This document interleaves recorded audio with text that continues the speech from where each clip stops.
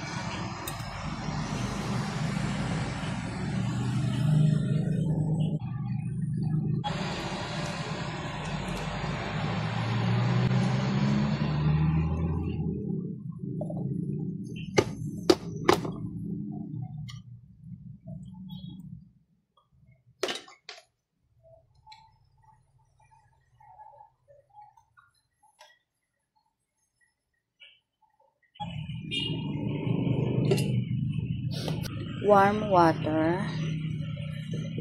Lalagyan natin ng tubig, guys.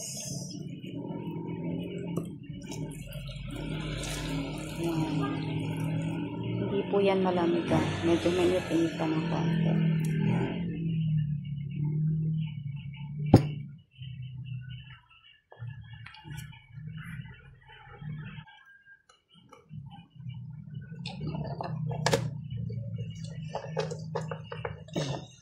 Ito, guys, ang saba na saging ay maganda. Mainam ito sa mataas ang kolesterol at barado ang ugat sa kolesterol. Maganda ito. Then, maganda din siya sa pag mababa ang potassium mo, maganda din po yung saging, yung saba. At anong saging, basta, pero mas doon sa mababa ang potassium. Kakain po kayo ng dalawa hanggang 3 saging sa isang araw. Kung medyo sa tingin nyo mababa ang potassium nyo, mas maganda kung magpatingin muna kayo sa doktor kung mababa ang potassium nyo. Kasi hindi rin maganda na kumain ka ng sobra-sobra ng saba or saging na mataas ang potassium mo. Baka naman mag-over ang potassium, hindi rin maganda.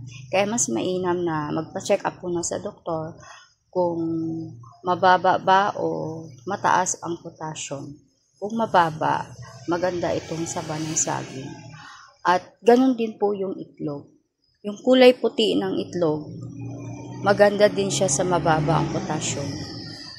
Para kumain kayo nito 5 beses. Yung kulay puti ng itlog, yung kulay puti niya, yung white puti na itlog, 5 piraso a day ang kakainin niyo.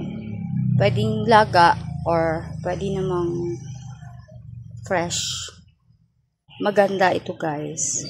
Kapag sobrang baba ang ang potassium mo, mas very active po itong pugo ng itlog. Kumain po kayo ng 5 piraso a day. Ito, kung mababa ang potassium, 5 piraso a day, mas maganda daw ito. Ang dami kong nakausap na mas mabisa daw itong itlog ng pugo para sa mababa ang potassium, para maging normal. Pag normal na yung potassium, tingnan nyo po sa doktor kung normal na yung potassium nyo. Then,